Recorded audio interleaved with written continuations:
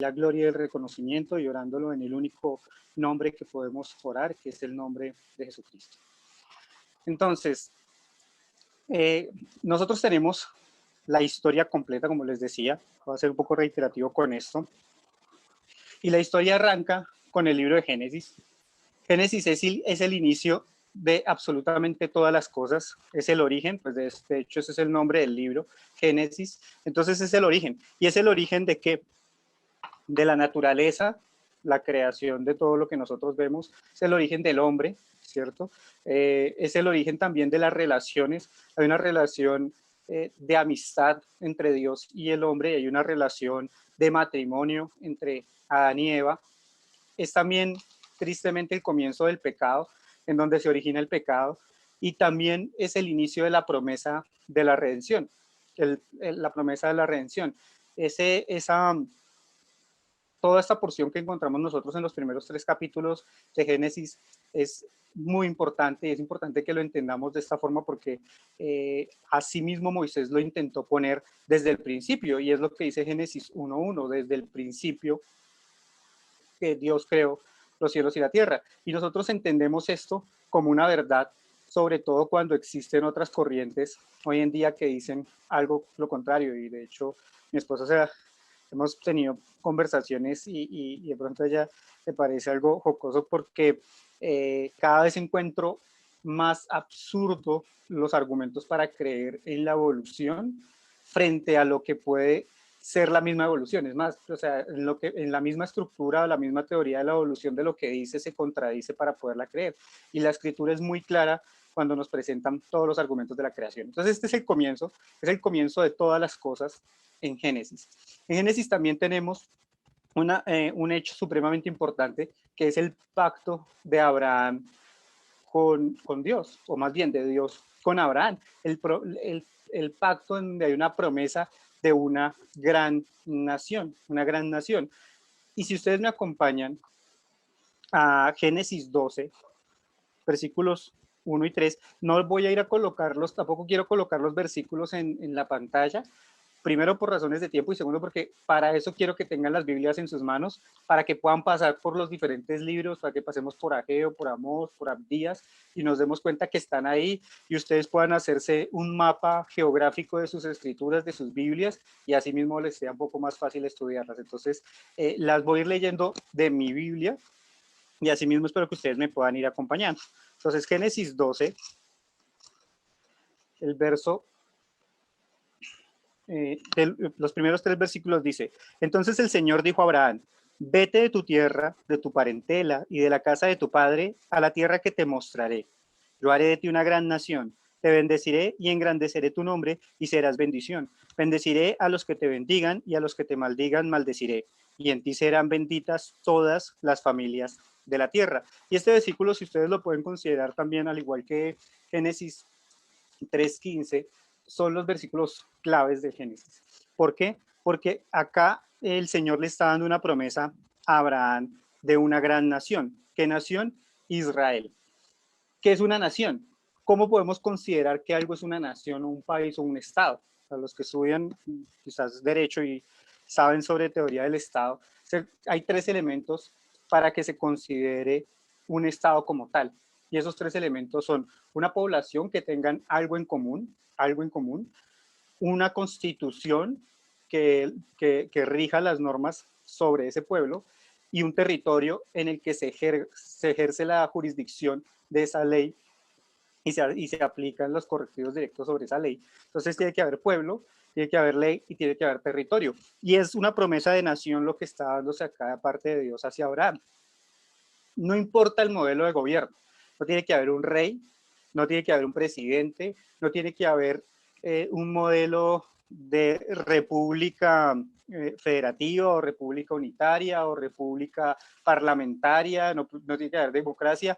Son estos 3 elementos lo que identifican una nación: territorio, pueblo y ley. ¿Listo? Y es la promesa que le está haciendo en este momento el Señor Abraham. Una promesa incondicional. Incondicional, no depende de Abraham, sino es el Señor el que le está haciendo esta promesa. Hay una parte de Abraham en donde hay una obediencia, pero en este momento, cuando lo acabamos de ver en estos primeros 3 versículos, no le dice que tiene que hacer absolutamente nada. Le dice que tiene que irse de su tierra, sí, es lo que hace Abraham, pero el resto no tiene que hacer nada más para dar la promesa. Y eso es lo que nosotros tenemos en Génesis. De ahí para allá hay otros eventos. Voy a irlo trazando sobre una línea del tiempo que sí es lo que les voy a compartir. No sé si se las pueda compartir a ustedes, o me he dicho enviárselas, pero por lo menos creo que sí se las puedo mostrar. Entonces, esta línea del tiempo es la que se trabaja en el IDEX para los panoramas del Antiguo Testamento. Entonces, eh, tenemos acá, no sé si la están viendo. Ya. Tenemos acá, no, la puedo compartir. Listo. Entonces tenemos una línea del tiempo que es sobre la que vamos a ir viendo o vamos a ir trabajando. ¿Listo? Entonces Génesis, el principio, Génesis 1.1, en donde Dios creó los cielos y la tierra, Adán, Eva y la serpiente como personajes claves, lo que les digo, los primeros 3 capítulos, Génesis 3.15, la promesa. También tenemos a Noé, el diluvio, tenemos la Torre de Babel, tenemos una serie de eventos, pero sin duda lo más importante y lo que quiero que en este momento nos quedemos es con este pacto de Abraham, con el pacto de Abraham, color morado. ¿Listo? Es como lo que quisiera que tuviéramos presente por ahora, porque de allí depende lo que viene más adelante. Entonces, resulta que Abraham tuvo un hijo, Isaac, el cual también tuvo un hijo, Jacob, y la promesa de la gran nación con hijos únicos no se ve como bastante lógica. Sin embargo, el Señor, en su infinita sabiduría, llevó a la descendencia de Abraham por medio de José a Egipto, y ahí protegió esta familia. Llegaron 70. Al cabo de 400 años que fueron esclavizados, el Señor decide sacarlos de ahí y llama a su pueblo. Ya es un pueblo, porque si entraron 70 personas, en este momento ya eran más o menos 2,5 millones de personas, ya había un pueblo para hacer nación. Ya había un pueblo para hacer nación, y ahí ya nosotros podemos entrar a Éxodo. Éxodo nos configura 2 elementos, los 2 primeros elementos para la constitución de Israel como nación. Ese primer elemento, ya lo mencionó, es la población, es lo que nos dice Éxodo 1.1, nos cuenta de cuántas personas ya habían llegado a ser, que llegó un faraón que no conocía a José, que no lo respetaba, que puso por esclavitud al pueblo hebreo, y el pueblo hebreo empezó a clamar de alguna manera a su Dios para que fueran libertados. Y aparece en esta escena Moisés.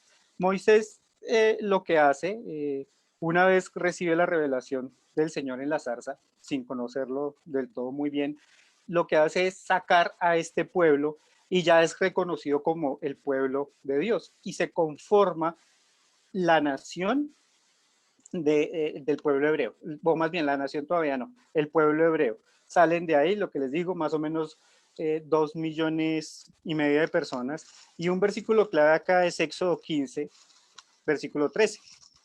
Ustedes me acompañan.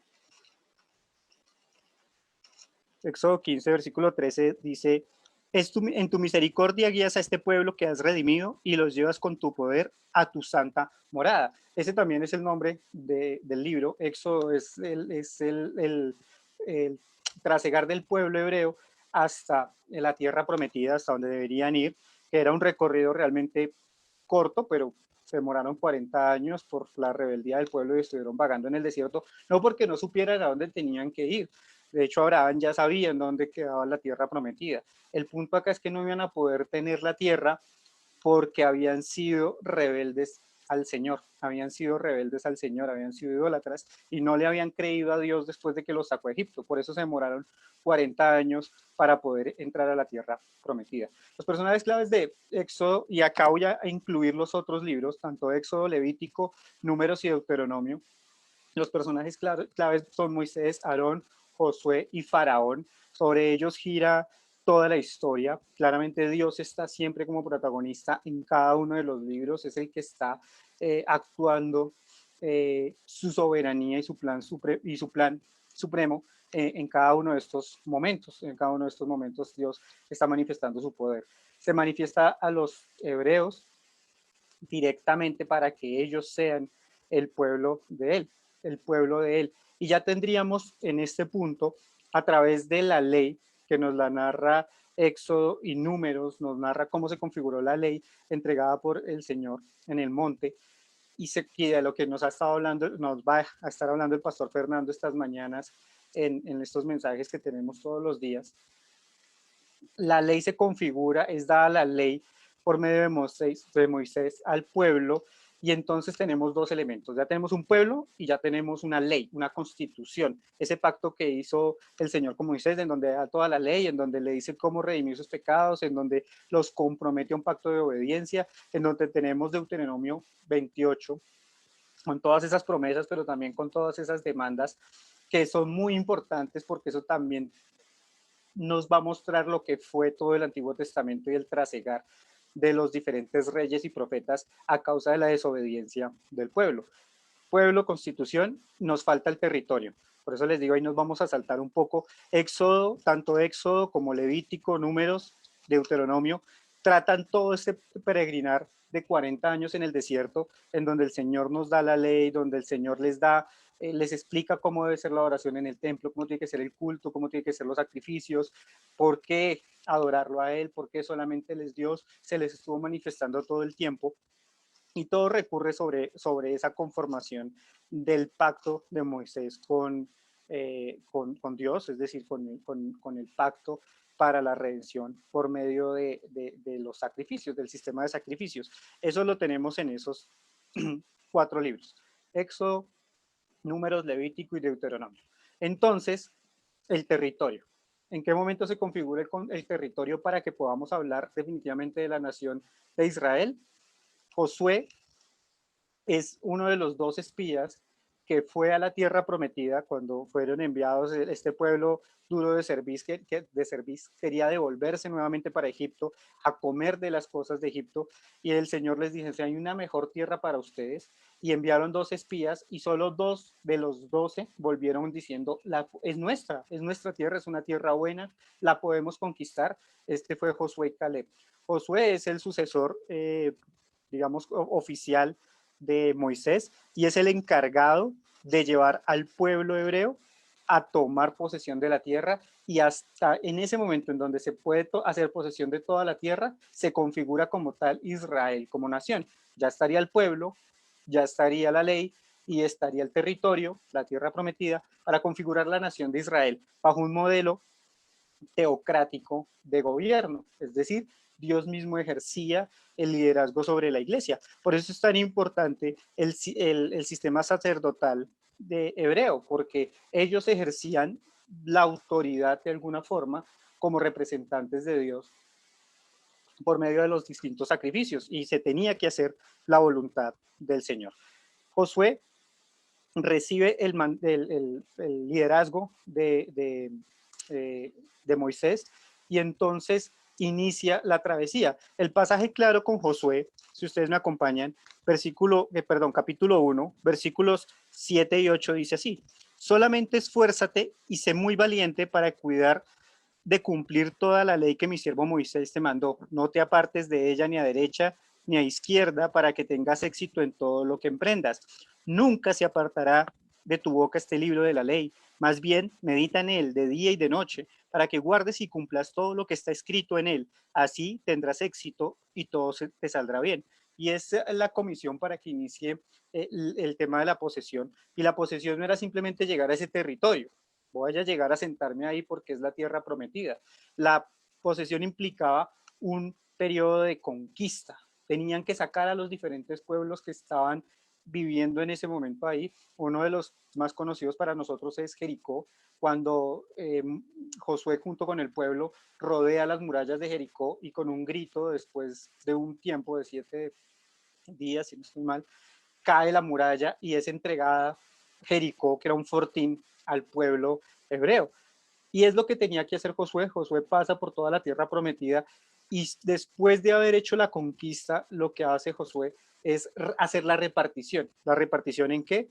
12 tribus que conformaban todo el linaje de Israel, un linaje que se había conservado precisamente porque el Señor llevó esta familia de 70 hombres a Egipto. Los egipcios no se iban a mezclar con este pueblo hebreo, no iban a contaminar su sangre, no eran considerados dignos para mezclar la sangre con los egipcios, y por eso la sangre judía se conserva también, o más bien en ese momento la sangre hebrea se conserva, ese linaje hebreo se conserva y es confiable para poderse determinar como el pueblo de Dios. Entonces hubo una conservación por parte del Señor también en ese sentido, y empiezan a poblar los territorios conquistados de la tierra prometida. Eso es el libro de Josué. Si ustedes quieren colocarle así como el propósito del libro de Josué es que nos cuenta la conquista y la repartición de la tierra con este versículo clave de Josué 1:8.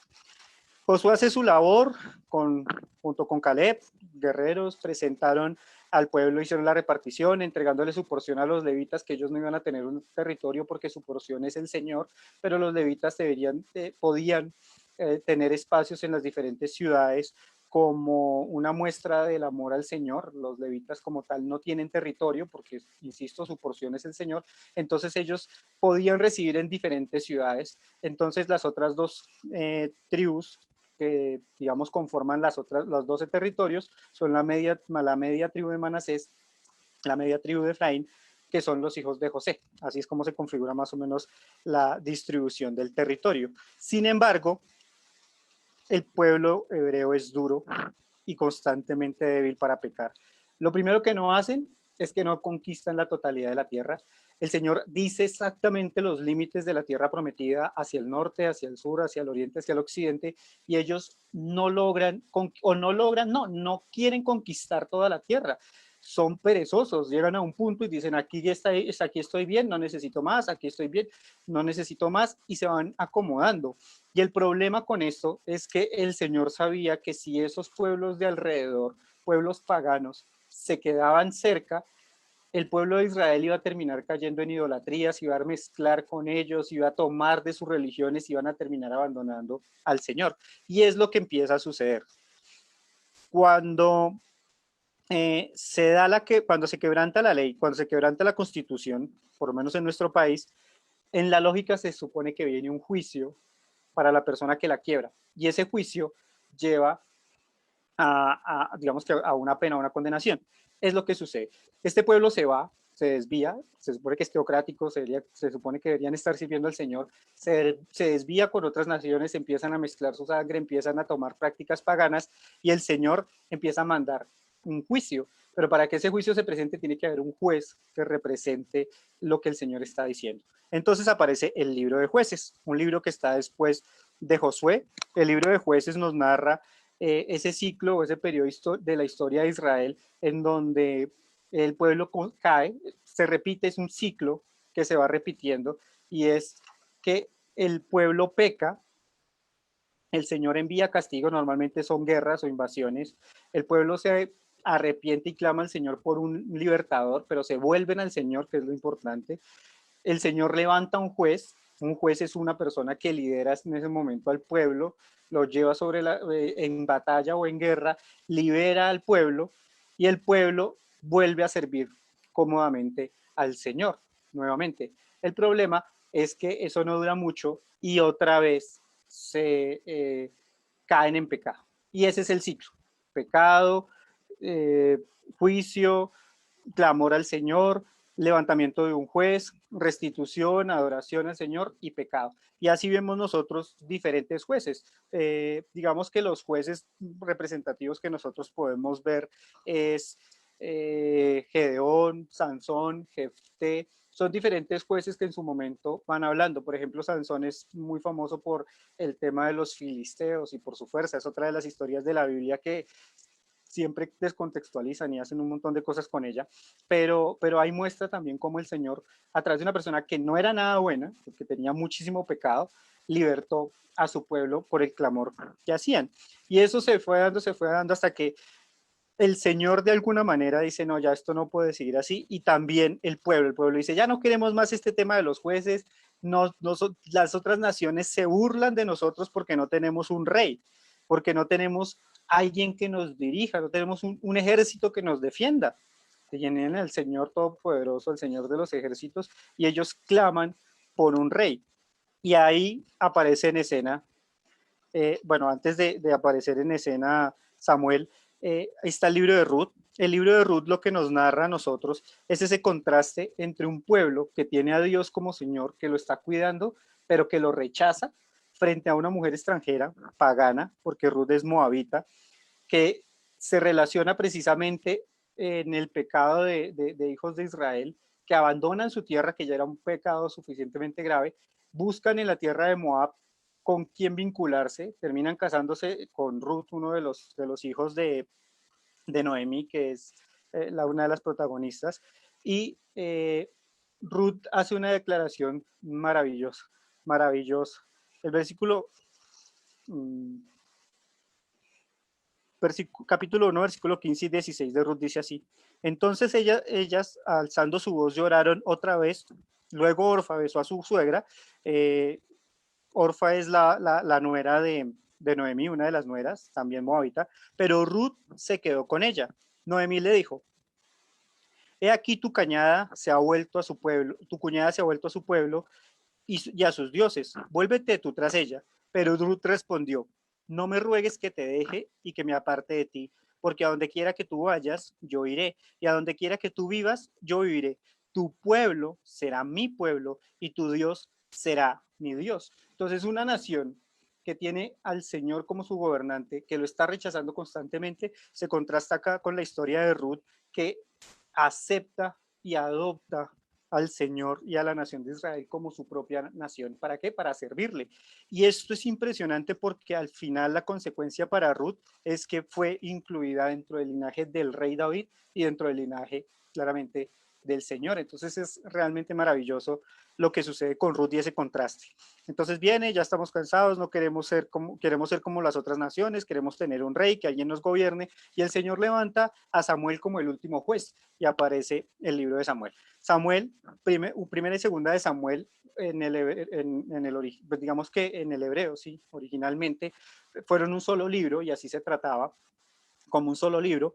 Y lo curioso de primera de Samuel y segunda de Samuel, es decir, del libro de Samuel completo, es que Samuel muere al final de primera de Samuel. Es decir, que segunda de Samuel no está Samuel. Sin embargo, conserva el nombre de Samuel, es porque es como el protagonista, es quien desarrolla al comienzo la historia y es completada por otros profetas. El profeta Natán, por ejemplo, es a uno de los que se les atribuye la escritura o la terminación de primera de Samuel. Muchos de los títulos de los libros de la Biblia no es que sean propiamente las personas que los escribió, pueden también tratar del nombre del protagonista del libro.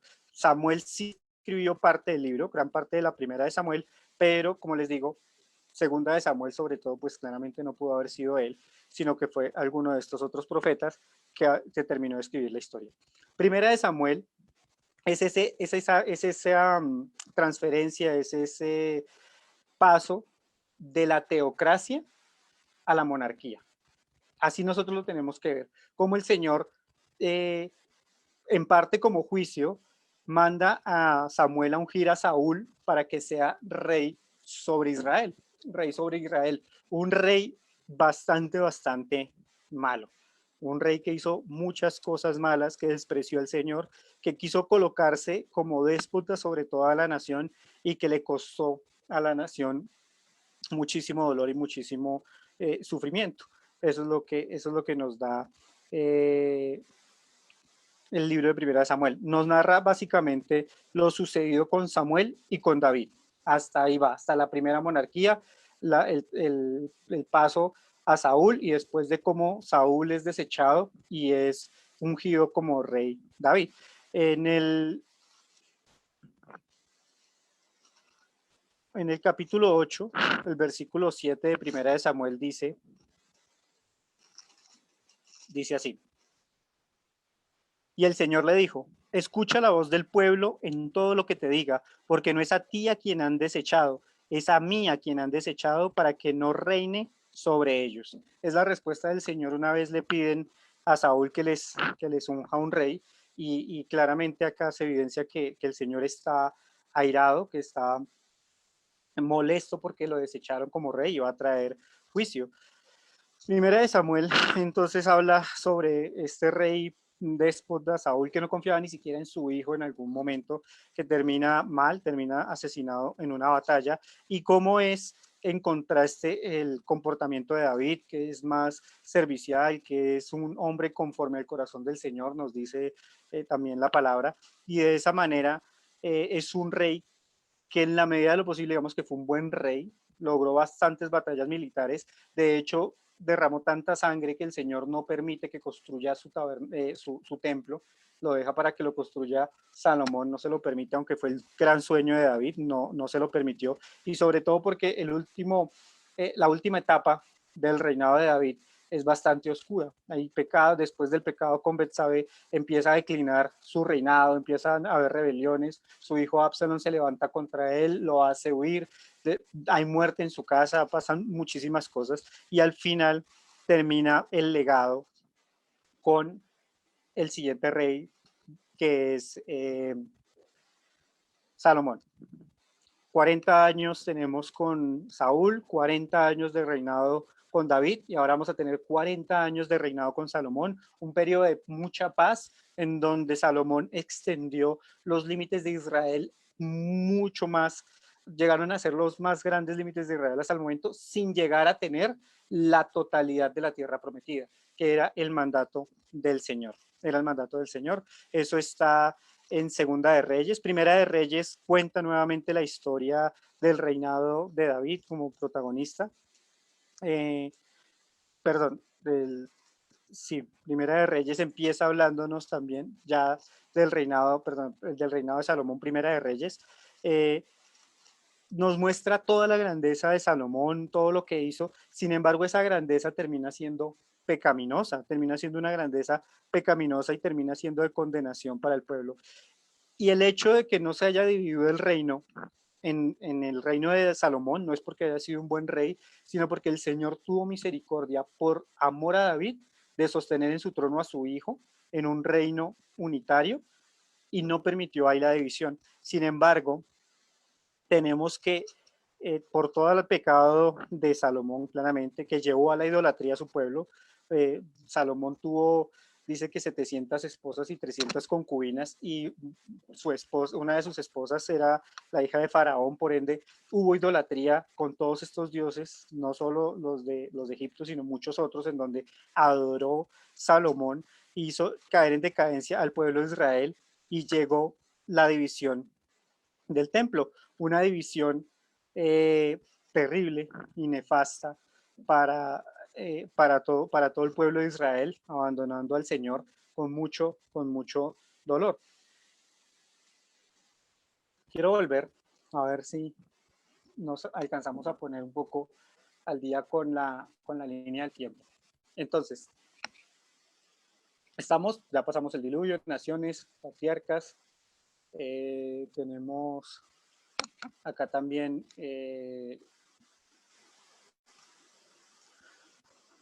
como Egipto, paso para conquistar y vamos iniciando acá, la monarquía.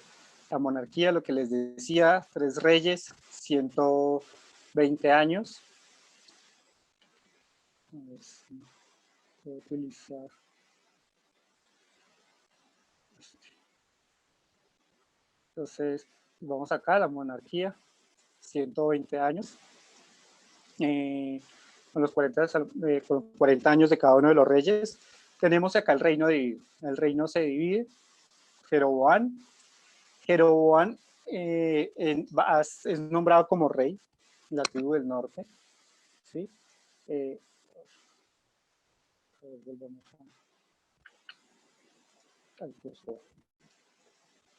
Y en el reino del sur queda nombrado Roboam. Roboam es el hijo de Salomón. Digamos que lo nombran como por derecho, por ser hijo de Salomón únicamente. Y hay una controversia porque el pueblo le pidió que bajara los impuestos, él no quiso, no siguió el consejo que le dieron los ancianos, buscó otros consejos y dijeron que no, que al contrario, que fuera más duro, aumentó la carga tributaria y el resultado fue esto. 10 tribus, 10 tribus del norte se fueron y proclamaron Jeroboam como rey, y en el sur quedaron solamente dos tribus, dos tribus. Esto es lo que sucedió en el 933 a.C. Esa es la división, el pecado de Salomón que ha evidenciado acá. ¿Listo? Eso es lo que nos cuenta Primera de Reyes. Primera y Segunda de Reyes también lo podemos ver juntos, un repaso muy rápido. Es varios reyes, tanto del reinado del norte, que se denomina Israel, como el reinado del sur, que se denomina Judea o Judá. Y fueron reyes en el norte, todos malos, todos malos. Voy a poner, creo que en línea del tiempo se muestra un poco cómo fue el tema de los reyes, pero todos en el norte, no hubo rey bueno.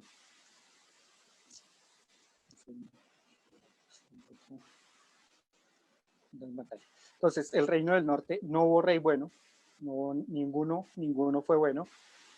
Hubo en total 19 reyes, como dice ahí, todos malos, y en el reino del sur, todos malos.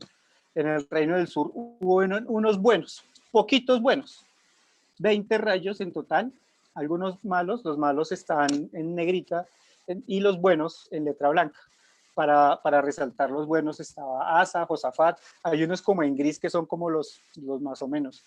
Jotam, Ezequías y Josías que tuvo a Sofonías como profeta en ese momento para buscar restaurar el culto al Señor y limpiar el templo de toda la idolatría que había en ese momento.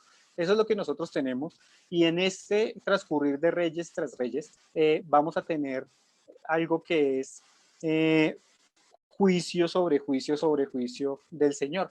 Por eso esta tribu del norte se va a ir más rápido, se va a ir antes que la tribu del sur, se va destruida, porque de hecho ese es el punto, destruyen toda la nación del norte y es destruida, mientras que la del sur dura un poquito más, un poquito de años más, no muchos años más, pero sí un poquito más. De hecho, acá se muestra cómo Asiria conquista Israel en el 722 y en el 605 es cuando empieza la primera deportación a Babilonia. Eso lo vamos a ir a ver ahorita más adelante, espero que alcancemos porque ya me queda muy poco tiempo.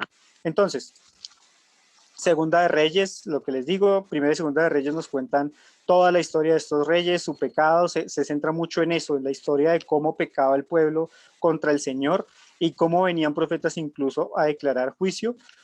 Primera y Segunda de Crónicas, aunque también nos están narrando la historia de los reyes, la historia de los reyes del sur, de Judá, no solamente de Judá nos habla Primera y Segunda de Crónicas, es un poco más alentador porque es escrito después del retorno de Babilonia, del pueblo de Israel, y lo que buscaba es precisamente alentar al pueblo a decir, vean, a pesar de toda la maldad del pueblo de Israel, el Señor ha sido fiel, que después de mucho tiempo nos ha restaurado en la tierra. Por eso, aunque Crónicas está seguido de Primera y Segunda de Reyes, realmente Primera y Segunda de Crónicas está escrito después del exilio y lo que busca es realmente servir un poco de alivio para la nación, para la nación. Eso es Primera y Segunda de Crónicas. Entonces, si ustedes siguen pasando, el siguiente libro que nos vamos a encontrar después de Segunda de Crónicas es Esdras. Acá va a haber un salto, y es que nos pasa, después de que Primera y Segunda de Reyes nos cuentan qué sucedió con el reino del norte y el reino del sur en cuanto a su destrucción, entonces Esdras pasa 70 años después, bueno, un poco más de años después, y nos va a hablar de la restitución de Israel como nación, es decir, todo lo que implicó la vuelta del pueblo de Israel luego de los decretos de los persas para el regreso de Israel. Mientras estuvieron en el cautiverio, Babilonia fue tomada por los persas y ellos fueron los que dieron el decreto para volver. Un decreto o un regreso que se dio primero con Zorobabel, eso nos lo dice Esdras del 1 al 6, y después con Esdras, otro regreso, y otro regreso con Nehemías. Lo mismo que cuando fueron llevados a Babilonia el cautivario. ¿Cómo? 605 llevaron 100 jóvenes, incluido Daniel, en 597 a 1000 hombres más, es donde se encuentra Ezequiel, y en el 586 aniquilaron a Jerusalén. Ahora, ese regreso se da con Esdras, y Esdras, la misión o el propósito es contarnos cómo se da la restauración del templo. La idea de Esdras es, o su misión es levantar el templo nuevamente. Después de Esdras, seguimos pasando las hojas, encontramos a Nehemías. Nehemías también muy importante. Nehemías, el propósito o lo que nos narra Nehemías es la construcción del muro de la ciudad de Jerusalén, y eso lo hacía nuevamente una ciudad, lo fortificaba, y hay como eh, una reforma que hace Nehemías, pero esa reforma es simplemente volver a lo que se tenía que hacer, es restituir el tema sacerdotal, que se vuelva a ejecutar cada uno de los sacrificios que se tenían que hacer de la manera en que se tenía que hacer, era un volver nuevamente a la ley. Eso encontramos con Nehemías, y después de Nehemías está el libro de Esther, un libro bastante complejo porque no se menciona el nombre del Señor. Sin embargo, el libro de Esther lo que nos muestra es la soberanía del Señor en todo lo que está sucediendo en Babilonia y en el imperio persa para volver nuevamente a retomar la tierra. Eso fue esto es toda la historia del Antiguo Testamento, desde el origen, desde el inicio, hasta el exilio o el posexilio, cuando vuelven a reconstruirse en los muros de Jerusalén, se vuelve a construir el templo, y desde ahí, ya con la profecía de Malaquías, se dan los 400 años de silencio, los 400 años de silencio. Pero si ustedes siguen pasando las hojas de su Biblia, pues se van a dar cuenta que ahí no termina el Antiguo Testamento. El Antiguo Testamento, después de Esther, en mi Biblia, por ejemplo, tenemos lo que se denominan los libros poéticos. Tenemos, en los libros poéticos están Job, están Salmos, están Proverbios, está Eclesiastés y está Cantar de los Cantares. Estos libros no son temporales en esta línea de tiempo, y los podemos encontrar en este mismo gráfico que tenemos en diferentes momentos o periodos de la historia. Por ejemplo, Job se considera o se entiende que es un libro que se da más o menos por acá en el tiempo de los patriarcas. Se está dando el libro de Job. Lo mismo sucede con los salmos en Primera de Reyes con David, aunque hay salmos que no son de David, que hay de otros sacerdotes también. Entonces es una recopilación de salmos, lo mismo que los proverbios que se le atribuyen a Salomón, pero son también, digamos que algo de sabiduría popular, son refranes que se venían como que manejaba el pueblo hebreo, entonces se recopilan en diferentes momentos. Eclesiastés sí es el libro atribuido a Salomón, que es como su carta de arrepentimiento, si se pudiera decir, y Cantar de los Cantares, que evoca lo que debe ser una relación marital.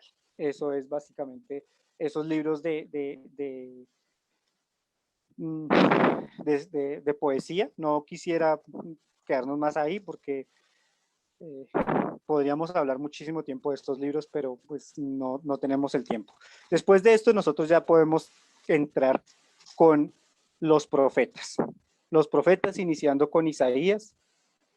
Isaías que se considera uno de los profetas mayores. Hay 5 profetas mayores y 12 menores. Mayores porque escribieron mayor proporción, o sea, escribieron mucha más profecía que los demás, no es porque sean más o menos importantes. Dentro de los 5 profetas mayores están, o los libros que se consideran mayores están Isaías, Jeremías, Lamentaciones, Ezequiel y Daniel, y los 12 menores son los otros profetas que encontramos ahí: Joel, Miqueas, Sofonías, Habacuc, Amós, Oseas, Jonás, Nahum, Abdías.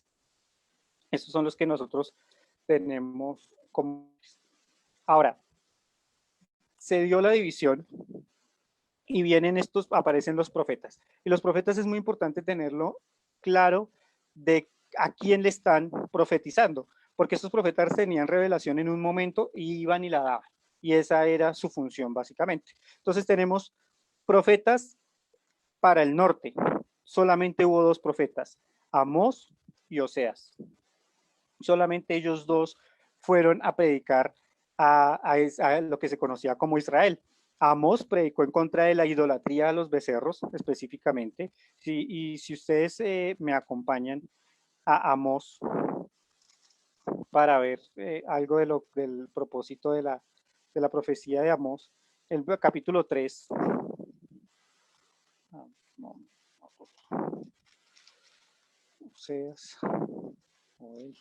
Amós 3, versículos 1 al 3 dice, oí esta palabra que el Señor ha hablado contra vosotros, oh hijos de Israel, contra toda la familia que hice subir de la tierra de Egipto, dice así, solamente a vosotros he conocido de todas las familias de la tierra, por tanto, os castigaré por todas vuestras maldades. Andarán dos juntos a menos que se pongan de acuerdo, y ahí está condenando toda el Señor está condenando toda la idolatría de precisamente de esta nación, del pueblo del norte, y está diciendo que los va a condenar y que los va a acabar. Y Oseas, que es una historia bastante fuerte, habla sobre lo mismo, sobre la infidelidad del pueblo del norte, del pueblo del norte. Los tenemos que lean el libro de Oseas, es bastante interesante y muestra esa infidelidad del pueblo que se va tras otros dioses.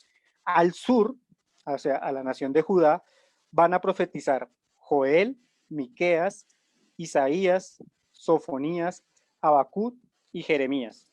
En ese orden cronológico, Joel anuncia juicio, versículo clave, capítulo 2, versículos 1 y 2. Miqueas exhorta a una piedad práctica, porque habían descuidado a sus pobres y a las viudas y a los huérfanos, entonces pide que vuelvan a eso. Es como a lo que demanda Miqueas. Isaías, juicio y Mesías, ese es el mensaje de Isaías, versículo clave es el capítulo 1, versículos del 2 al 18. Sofonías, como les decía, Sofonías ayuda a Josías a volver a Dios y a restablecer como de alguna manera lo que se debería hacer en cuanto a la verdadera adoración. Versículo clave tenemos el capítulo 1, versículos del 7 al 9. Habacuc habla sobre la paciencia de Dios, que si no habían sido destruidos como la tribu del norte es porque el Señor era paciente con ellos. Y Jeremías es el juicio irrevocable. Jeremías, una cosa que es fuerte en Jeremías es que Jeremías les anuncia el juicio de lo que se viene y alcanza a verlo. Jeremías está en esa transición de la invasión de Babilonia a Judea y en donde ve todo el mal, ve toda la guerra que sucede. Entonces él ve su profecía, ese juicio que el Señor le dio, lo ve consumado ahí más adelante. Y en el exilio, perdón, en el cautiverio, en el periodo del cautiverio en el que sean llevados a Babilonia, está perdón, en el que están llevados a Babilonia, no, en el momento antes de llegar a ser llevados a Babilonia, en el momento en que estaba la ocupación de Babilonia en Judea, pero que ellos todavía se encontraban en Judea, encontramos a Jonás y a Nahum que predican a Nínive. Nínive, la capital de Asiria, la capital del imperio, y Jonás va a predicar juicio y sin embargo lo que muestra es la gracia de Dios hacia los gentiles. Pero cuando Nahum les predica, un tiempo después, hay la destrucción total de Nínive. Abdías le predica a los edomitas. Estos eran los descendientes de Esaú, que encontramos en Génesis, y como es enemigo del pueblo y todo lo que le habían hecho de mal a la nación de Israel, también hay condenación contra ellos. Ahora, en el exilio, ya cuando son deportados a Babilonia, tenemos a Daniel y a Ezequiel. A Daniel predicando sobre Israel en el futuro, lo que va a hacer ese regreso de Israel a su nación, a su tierra y aún en tiempos futuros. Y Ezequiel hablando sobre lo que iba a ser el juicio a Babilonia, a mano de quién, a mano de los persas precisamente. Y después del exilio nos quedan tres, Ageo, Zacarías y Malaquías. Estos últimos tres los encontramos al final del Antiguo Testamento, y al final del Antiguo Testamento hablan sobre la nueva vida en Jerusalén, de cómo se debían comportar. Zacarías habla sobre ese consuelo en la reconstrucción del templo, porque es lo que Ageo, Zacarías en particular están en ese tiempo de Esdras y de Nehemías, entonces el consuelo al reconstruir el templo, y Malaquías habla sobre restaurar la verdadera oración. Es de lo que nos está enseñando Sergio en algunos de los miércoles, y es esa restauración, ese volver a esa verdadera adoración con el Señor. Y Malaquías, de hecho, cierra mostrando que va a haber un periodo de silencio, eh, con la profecía sobre Elías. El versículo 4 del capítulo 4 precisamente dice: acordaos de la ley de mi siervo Moisés, a quien encargué en Horeb leyes y decretos para todo Israel. He aquí yo envío al profeta Elías antes de que venga el día del Señor grande y temible, y con eso cesa lo que es revelación, no la obra del Señor. Conocemos lo que sucede en ese periodo intertestamentario, y tenemos que hasta ahí llega el Antiguo Testamento sin más revelación. O sea, sabemos que lo próximo que iba a hacer el Señor era enviar al profeta Elías para preparar el camino del Señor. Lo que vamos a encontrar eso 400 años después en el Nuevo Testamento. Quisiera robarles no más de 10 minutos en este momento para hablar algo del Nuevo Testamento. No me voy a extender tanto porque creo que para nosotros el Nuevo Testamento es mucho más familiar, y es más fácil comprender de alguna manera los propósitos de algunos libros. Tenemos 27 libros en el Nuevo Testamento, 5 libros que se pueden denominar históricos, porque tenemos los 4 evangelios más el libro de los Hechos, 3 evangelios que se denominan sinópticos: Marcos, Mateo y Lucas. Sinópticos no quiere decir que sean que sean lo mismo, sí, o que no tengan el mismo contenido, sino que hay que verlos uno junto al otro, es decir, que traen información similar, pero que se complementa la una de la otra. Los evangelios no están escritos de forma cronológica, por eso pueden variar en el orden de uno a otro evangelio la sucesión de los hechos. Juan es más bien un poco diferente en contenido a los otros evangelios, pero sobre todo porque Juan se enfoca en mostrar que Jesús es el Hijo de Dios para toda la nación. Entonces, por eso él se concentra mucho como en los milagros, en las obras poderosas que hacen, porque ese es su fin último, y es mostrar al Hijo de Dios. Hechos nos muestra la historia de la iglesia primitiva, cómo inicia con Pedro y Juan como protagonistas, como Pedro y como Juan como protagonistas, y tendríamos que ver que a lo largo de Hechos vamos a encontrar momentos históricos que nos sirven o nos contextualizan para poder estudiar lo que vienen, que son las epístolas. Las epístolas que también, como están en la Biblia, no es el orden cronológico en el que se escribieron. Por ejemplo, la primera epístola, y si no estoy mal, es el primer libro del Nuevo Testamento que se escribió, es la carta de Santiago. Santiago, el hermano del Señor, el hermano de Jesús, que se presenta a sí mismo como siervo del Señor, le está escribiendo a un grupo de judíos en el exilio, en la dispersión. Así es como apareciera estar. Sabemos que son creyentes, que son cristianos, pero hasta el momento no se denominaban cristianos. No había una partición total del judaísmo y el cristianismo, y por eso la epístola de Santiago hay que verla en esa luz, en esa apenas ruptura que se está dando entre el judaísmo y el cristianismo. Ahí para allá también tenemos más recientes, primera y segunda de Tesalonicenses, por ejemplo, primera y segunda de Corintios, Romanos y Gálatas, y todas estas cartas fueron escritas antes de la destrucción de Jerusalén, del templo, que ocurrió más o menos hacia el 75 después de Cristo, y los libros que se alcanzaron a escribir después de esto es Juan. Juan es el único que alcanza a escribir después de la destrucción del templo en el año 75 a manos de Roma, y se escribe el Evangelio de Juan, se escribe las 3 cartas de Juan, y se escribe el Apocalipsis. El Apocalipsis, la revelación final del Señor, su gloria en todo el esplendor, el fin de los tiempos, el juicio a las naciones, la consumación de absolutamente todas las cosas. Génesis 1:1, Dios creó todas las cosas, y al final de los tiempos el Señor las consumirá y volverá a hacer, simplemente a reconstituir lo que fue esa comunión perfecta que tuvo Adán antes de la caída con el Señor, con nosotros, viviendo nosotros la eternidad junto a Él, concluyendo Apocalipsis 22 con el verso 20 que dice, el que da testimonio de estas cosas dice, sí, vengo pronto. Amén, ven Señor Jesús. La gracia de nuestro Señor Jesús sea con todos. Y eso es lo que nosotros estamos esperando en este momento, la venida del regreso de nuestro Señor Jesucristo, de lo que nos estuvo hablando Marco los 2 últimos miércoles, esa venida gloriosa para poder estar con Él, para poder disfrutar de sus misericordias, para poder abandonar este cuerpo de muerte, este cuerpo de pecado y tener la gloria de Cristo en nosotros, obviamente procurando cumplir con nuestros propósitos, con el evangelismo, con la santificación y con el estudio de la palabra.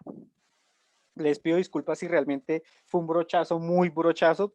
Traté de cubrir los temas o la mayor cantidad de libros posibles, sobre todo en cuanto a cuál es como el tema. De pronto poder hacer esta contextualización sirve al momento de ir a Sofonías, a Geo, a Abdías y poder entender qué era el mensaje que estaba predicando y a quién se lo estaba predicando. Ver que Jonás fue o sea, no era solo su disgusto de saber que era un pueblo gentil y que de pronto el Señor los iba a perdonar, sino que hacía parte de la nación que los estaba oprimiendo y que en parte no quería que el Señor apartara su juicio, y es entendible un poco la molestia de, eh, de Jonás al momento de no querer dar esa profecía, y así los demás profetas del Antiguo Testamento.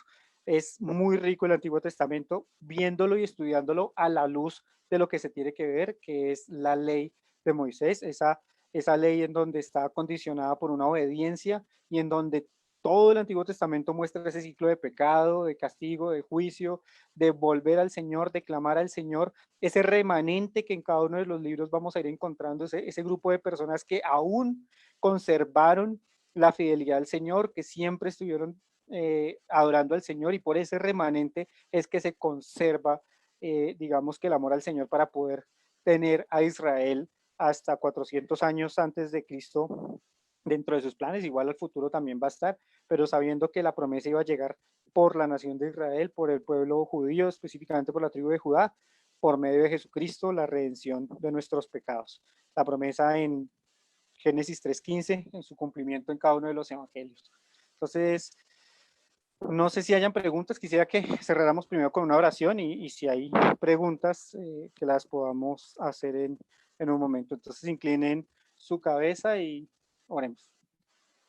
Señor, gracias por este día, por tu misericordia y por tu bondad. Señor, gracias porque vemos tu mano en cada uno de los hechos de la historia, desde tu creación, desde que conformaste los cielos y la tierra, desde donde apartaste las aguas para que hubiera tierra seca, hiciste todo árbol que diera semilla, que diera fruto para que pudiéramos comer de ellos. Hiciste animales, Señor, hiciste toda la belleza de tu creación que aún podemos disfrutar el día de hoy. Creaste al ser humano, Señor, a Adán y Eva, les diste una perfecta relación contigo y con ellos mismos. Y asimismo, Señor, tristemente vemos cómo el pecado también entró a tu perfecta creación y hubo necesidad de esa promesa de redención en donde ibas a enviar a tu precioso amado Hijo Jesucristo para el perdón de los pecados, y es una verdad para nosotros hoy en día. Y ahí damos gracias porque precisamente por ese sacrificio perfecto del Cordero inmolado en la cruz, tenemos acceso a ti, tenemos acceso a estas verdades que se encuentran en tus escrituras, tantas, Señor, en tanta cantidad de tiempo, 1500 años más o menos, en donde duró escribiéndose esta palabra maravillosa y que aún tenemos nosotros hoy. Te damos muchas gracias, Señor, porque tú nos has dado luz sobre ella para poderla entender. Te damos muchas gracias por esta noche, Señor. Gracias por lo que podamos aprender. Gracias por el descanso que nos das, que podamos descansar para el día de mañana, iniciar una jornada y vivir para darte a ti la gloria y la honra, Señor. Te damos todas estas cosas en el nombre de Jesús. Amén.